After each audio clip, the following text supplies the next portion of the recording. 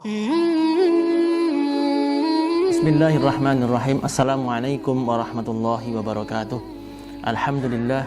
Alhamdulillahi hamdan katsiran thayyiban mubarakan fihi, mubarakan kama yuhibbu rabbuna wa yarda. Asyhadu an la ilaha illallah wahdahu la syarikalah wa asyhadu anna Muhammadan abduhu wa rasuluhu la nabiyya ba'dah. Allahumma salli ala sayyidina Muhammad wa ala ali sayyidina Muhammad. Jamaah rahimakumullah.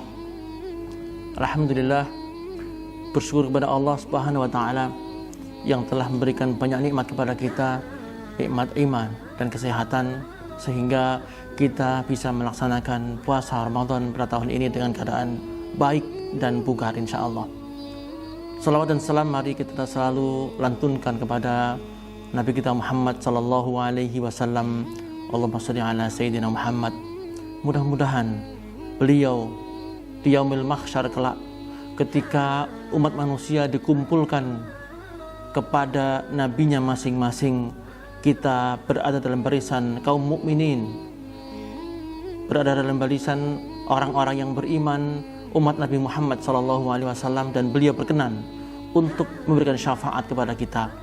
Sementara umat manusia di zaman sekarang, yaitu umat Nabi Muhammad, beliau tak berkenan memberikan syafaat karena bukan termasuk orang-orang yang beriman dan menjalankan sunnah Nabi Muhammad SAW. Jamaah sekalian rahimakumullah, satu bahasan, satu isu yang selalu kita perbincangkan dan selalu kita lihat, dengar dan baca di semua media, yaitu wabah. Wabah ini seolah betul-betul melingkupi kita lahir dan batin. Di setiap bahasan, setiap gosip, bahkan setiap media yang kita baca dan dengar, tak henti-hentinya membahas tentang wabah ini. Jamaah sekalian yang dimuliakan Allah, sesungguhnya Allah itu menurunkan bala dan wabah tidak hanya pada zaman sekarang ini saja. Allah memberikan bala atau bencana atau wabah itu sudah sejak zaman dahulu, dan itu adalah akibat dari kemungkaran, dan Allah tak berkenan atas apa yang dilakukan oleh manusia. Keingkaran manusia kepada Allah inilah yang menjadikan faktor utama Allah sangat-sangat marah, sehingga perlunya Allah memberikan peringatan. Ada bala yang kemudian mematikan manusia atau kaum tersebut. Ada bala atau wabah atau bencana yang kemudian menjadikan pelajaran bagi manusia agar supaya sadar. Walaupun setelah itu manusia ada yang tersadar, ada juga yang masih mengingkarinya. Satu contoh, ketika Allah memberikan bala atau bencana pada umat Nabi Lut, Allah kemudian meluluh lantakkan negeri Sodom dan Gomora. Habis sudah, karena keingkaran dan kenyelenehan perilaku umat di waktu itu. Dan kemudian ketika ada di zaman Nabi Saleh, Nabi Hud, dan juga Nabi Nuh, Allah mematikan dan juga menyelamatkan sebagian. Tapi tidak ketika di zaman Nabi Musa. Allah menurunkan wabah atau bala berupa belalang. Belalang ini betul-betul menghujani di setiap sudut, setiap rumah yang ada di kota Mesir waktu itu. Setelah habis belalang, kemudian jutaan katak. Dan kemudian setelah katak betul-betul menyelimuti penduduk Mesir, dan itu juga belum menyadarkan warga penduduk Mesir untuk sadar bahwa ini adalah bala dari Allah.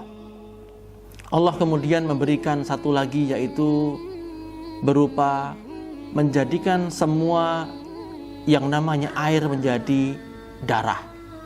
Ketiga bala ini Allah fungsikan sebagai agar supaya kaum itu sadar. Tetapi sedikit yang sadar, terutama Fir'aun laknatullah. Di zaman sekarang kemungkinan bahwa Allah menurunkan pandemi atau wabah yang mendunia ini mungkin salah satunya karena memang kemungkaran dan keingkaran manusia kepada Tuhannya. Peristiwa ini memang tidak ada tertulis dalam kitab suci Al-Quran maupun hadis karena ada di zaman sekarang. Tetapi bisa jadi bala ini adalah karena keingkaran kita. Tidak perlu menuduh siapa yang ingkar dan siapa yang mukmin, tapi mungkin dari kesombongan kita inilah justru kitalah yang ingkar itu. Maka dari itu ada satu contoh. Saya menukil kisah Nabi Yunus. Beliau nabi, beliau maksum. Maksum itu adalah manusia yang terjaga dari kesalahan. Nabi dan Rasul bukannya tidak pernah salah. Nabi dan Rasul mungkin pernah salah, tapi kesalahannya tidak menjadikan dia berdosa. Karena kesalahannya sebagai manusia, dan kesalahannya tidak menjadikan dia berdosa karena Allah segera menegurnya ketika dia bersalah. Jamaah yang dimuliakan Allah, satu hal yang menjadikan kita mudah-mudahan menjadi sadar bahwa setiap yang Allah turunkan itu pasti memiliki hikmah. Contoh yang akan kami sampaikan adalah Nabi Yunus. Beliau putus asa untuk berdakwah. Kenyelenehan kaumnya, ingkarnya kaumnya kepada Allah, dan ejekan yang tiada henti menjadikan Nabi Yunus alaihi salam memiliki istihad bahwa sudahlah, mungkin kaum ini perlu diazab oleh Allah. Sebelum Allah memberikan perintah untuk Nabi Yunus supaya meninggalkan negerinya, beliau alaihi salam sudah bergegas untuk pergi dari kaumnya. Kemudian ke pelabuhan dermaga dan kemudian berlayar menuju negeri yang lain. Dari sinilah kisah itu bermula. Allah ingin menyadarkan Nabi Yunus alaihi salam bahwa seharusnya setiap Nabi dan Rasul itu melangkah dan beristihad itu adalah menunggu juklak dan juknis dari Allah Subhanahu wa Ta'ala. Setelah Nabi Yunus pergi, kaumnya dirundung kehilangan karena tiba-tiba mendung tebal, gemuruh halilintar betul-betul menjadikan mereka ketakutan. Mereka menyebut nama satu orang, mana Yunus, mana Yunus. Sesungguhnya benarlah apa yang Yunus katakan. Ini adalah bala, musibah dari Allah. Maka dari itu perlunya Yunus untuk mengabarkan, perlu Yunus untuk meminta ampunan untuk kita kepada Allah. Tapi Yunus tak ada di rumahnya. Maka dari itu Nabi Yunus perlu ditegur oleh Allah. Beliau kemudian berlayar dan kemudian kisah itu bermula ketika beliau kemudian harus masuk ke dalam perut ikan. Dalam kisah ini, dalam kisah Al-Quran, kisah ini adalah ikan yang sangat besar. Jamaah rahimakumullah, kisah Nabi Yunus ini diabadikan dengan terkenal dengan kisah Dhunnun. Kisah ikan Dhunnun inilah yang disebut oleh ahli tafsir sebagai ikan yang menelan Nabi Yunus. Dalam kesendirian dan kegelapan perut ikan, Nabi Yunus kemudian mohon ampun kepada Allah bahwa satu lafaz yang insya Allah kita hafal. Lafaz inilah yang kemudian oleh para ahli ulama tafsir kemudian menjadikan satu senjata ampuh untuk supaya membuka pintu langit, membuka ampunan Allah, agar Nabi Yunus dan umat-umat setelahnya menjadikan kalimat ini pembuka doa agar supaya kita diperkenankan untuk berdoa dan mohon ampunan kepada Allah, dan agar supaya doa kita dikabulkan oleh Allah. La ilaha illa anta subhanaka inni kuntu minadh dhalimin.